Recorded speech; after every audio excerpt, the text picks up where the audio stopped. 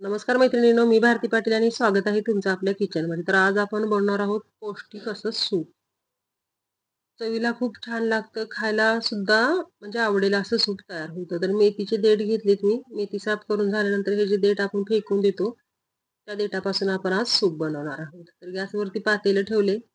पातेल्यामध्ये 2-3 वाट्या पाणी घालायचं आणि हे देठ टाकून शिजायला ठेवायचं. सोबतच अर्धा टोमॅटो घालायचा, ऑप्शनल आहे. पण जर सूप आपल्याला थोडंसं घट्टसर हवं असेल तर वेगळं काही घालण्यापेक्षा मग अर्धा टोमॅटो कापून घालायचा. दोन्ही व्यवस्थित शिजायला ठेवायचं 5 मिनिटं. शिजवलं की ते छान तयार होतं. तोपर्यंत आपण फोडणीची तयारी करूया. तर त्यासाठी मी 2 लसणाच्या पाकळ्या घेतलेत, 1 हिरवी मिरची आणि एक थोडंसं म्हणजे अर्धा इंच इतकं अद्रक घेतलं. आता हे सगळे जिन्नस बारीक कापून घ्यायचे. सोबतच एक पात घ्यायची, हिरवी पात कांद्याची. सोबतचा कांदा सुद्धा कापून घ्यायचा. बारीक त्याचे पण तुकडे करून घ्यायचे. फोडणीसाठीचे सगळे जिन्नस तयार करून घ्यायचे. नंतर आपण जे देठ शिजवून घेतले होते ते मिक्सरच्या भांड्यामध्ये घालून वाटून घ्यायचे. तर फोडणी झाली आहे. आता आपण देठ बघूया कितपत शिजलेत आपले. तर 5 मिनिटं झाली आहेत आणि देठ सुद्धा छान शिजलेत. गॅस बंद करायचं आणि थंड होण्यासाठी हे सगळे एका प्लेटमध्ये काढून घ्यायचं. पाणी असंच ठेवायचं. देठ शिजलेलं खूप छान असतं, तेच पाणी परत आपण सुपामध्ये घालणार आहोत. तर थंड झालेत देठ.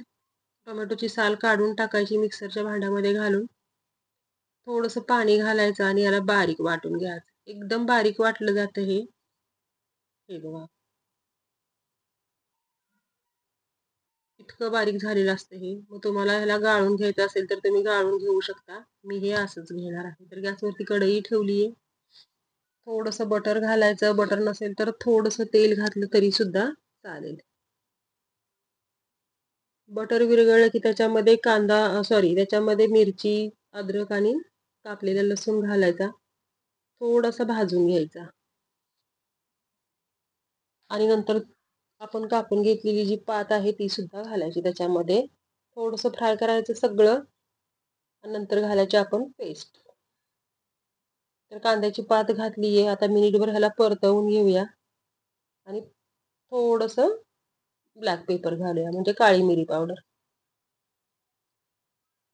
आता घालणार याच्यामध्ये पेस्ट. सोबतच आपण जे पाणी ठेवलं होतं उकळायला, मेथीचे देठ, तेच पाणी याच्यामध्ये आपण परत वापरणार आहोत.